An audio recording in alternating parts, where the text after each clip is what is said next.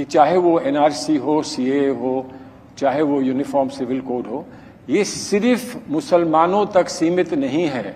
इस सब का प्रभाव, दूरगामी प्रभाव हमारे देश के सब लोगों पर पड़ेगा। ये बताइए, इस देश में एक राज्य तो है ना जहां यूनिफॉर्म सिविल कोड लंबे समय से है? कौन राज्य है? गोवा। हाईली क्रिश्चियन डोमिनेटेड राज्य है, तो माइनॉरिटी को तो प्रॉब्लम नहीं है।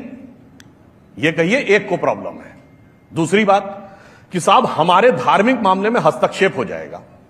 अब मैं बताना चाहता हूं, धार्मिक मामले में तो हम ईमानदारी से हस्तक्षेप मान चुके हैं। अरे भाई, क्रिश्चियनिटी और इस्लाम में तलाक का प्रावधान तो है। आपको सिर्फ इस पे प्रॉब्लम है कि तलाक इस तरीके से या उस तरीके से। हिंदू धर्म में तलाक का कोई प्रावधान नहीं है। ठीक बोल रहे हैं।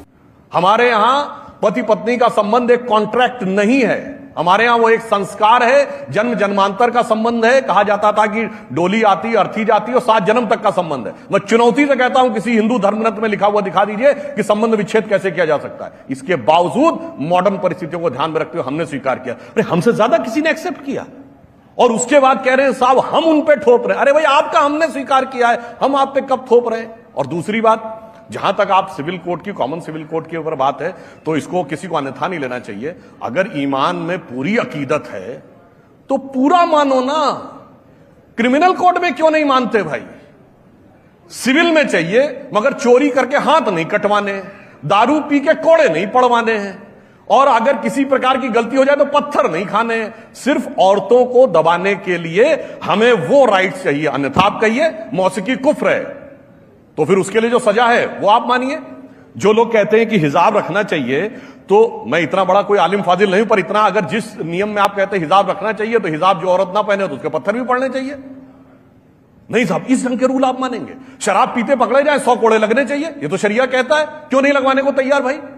2 लोग चोरी करेंगे, एक हिंदू होगा एक मुसलमान होगा, हिंदू 6 महीने सजा काट के आ जाएगा, वो हाथ कटवा लेगा, वो नहीं चाहिए। तो मुझे ये समझ में नहीं आता, आधे ईमान पे अकीदत क्यों है जी? अगर रखो तो पूरे ईमान पे रखो। लग रहा है दिल गार्डन गार्डन हो रहा है, बहुत मजा आ रहा है यहाँ पे। क्या लबे सीरी सा लग रहा है, दिल गार्डन गार्डन।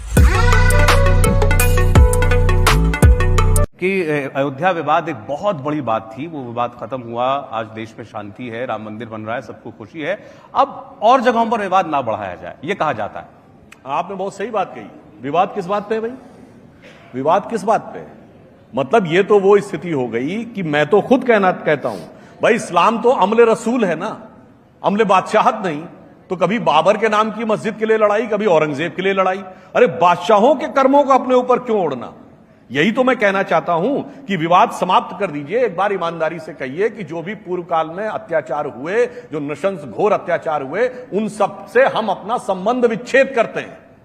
अन्यथा कोई ये कहे आज के जर्मनी में कि साहब ज्यूज और जर्मन्स के बीच में भाईचारे का प्रतीक ये रहेगा कि कोई जर्मन खड़े होकर ये कहे कि Adolf Hitler, Rudolf Hess, Adolf Eichmann और हरमन गोरिंग ने जो ज्यूज का होलोकास्ट किया था, वो हमारे लिए गर्व की बात है। औरंगजेब को आकर लोग टीवी चैनल पर रहमतुल्लाह अल सलेह बोलेंगे, 2007 में उसकी 300वीं वर्षगांठ मनाएंगे, और फिर कहेंगे भूल जाओ पुरानी बात। अरे मैं तो कह रहा हूं साहब, भूलने को तैयार हैं, आप तो भूलने को तैयार हो। आप बाबर, तुगलक, औरंगजेब, इशरत जहां, याकूब मेनन, जाकिर नायक, बुरहान वानी से जोड़ने को तैयार हैं, क्यों नहीं अमीर खुसरो, अब्दुल रहीम खान खाना, इतने बड़े कृष्ण भक्त कवि सैयद इब्राहिम रसखान, जिन्होंने कहा मानुस हो तो वही रसखान बसो ब्रज गोकुल गांव के कारण। ये कहते गंगा जमनी तहजीब, ये शब्द कहां से आया? औरंगजेब का बड़ा भाई दारा शिको, उसने किताब लिखी मंजुमल बहरीन, मतलब 2 समुद्रों का मिलन।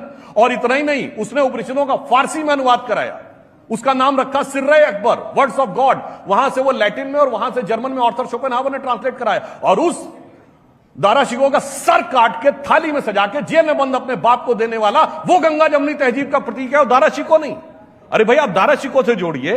आप उसके बाद, और लास्ट में बात कर दो, लेटेस्ट आता हूं, डॉक्टर एपीजे अब्दुल कलाम से बड़ा साइंसदान आलम इस्लाम में नहीं पैदा हुआ। उनके नमाजे जनाजा में कितने सेकुलर गए थे? पूछता हूं। बुरहान वानी, याकूब मेनन, इनके लिए खूब बयान, और उनके जाएंगे आतंकवादियों के में, डॉक्टर कलाम के में नहीं गए। उस्ताद बिस्मिल्लाह खान ने 15 अगस्त 47 को सबसे पहले शहनाई बजाई थी। कितने लोग गए थे उनके नमाजे जनाजा? 2015 में वीर अब्दुल हमीद की शहादत की 85वीं वर्षगांठ हुई, सिर्फ भाजपाइयों के अलावा कितने लोग गए थे? मैं पूछना चाहता हूं।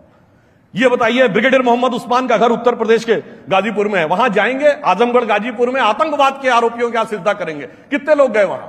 समस्या हिंदू मुस्लिम की नहीं है, मुस्लिमों में कट्टरपंथी मानसिकता है और उसी को उनका प्रतिनिधि बना दिया गया है और उसी से कहा जाता है एडजस्ट करके रखना। समस्या ये आपको पता है इस देश में कितनी मस्जिदें? 3 लाख। इसीलिए तो मैंने कहा ना, अगर आपके लिए वो चीज का वही अकीदा हो जो हमारे लिए है, आप बताइए कि साहब काशी में हमारे लिए ज्ञान व्यापी का उल्लेख है। एक बात बड़ा लॉजिकल सुनिए, पूरे शहर का character pure religious Hindu Kashi, मोहल्ले का कैरेक्टर प्योर रिलीजियस हिंदू, उस जगह का कैरेक्टर ये खुद मानते हैं, ये बगल में भी मंदिर है, यहां भी मंदिर है, यहां भी मंदिर है, ये बीच में मस्जिद अपने आप बनी थी और बादशाह गाजी जिंदा पीर बादशाह आलमगीर अपने आप जाके बनवा दिए थे। ये बात तर्कसंगत लगती है।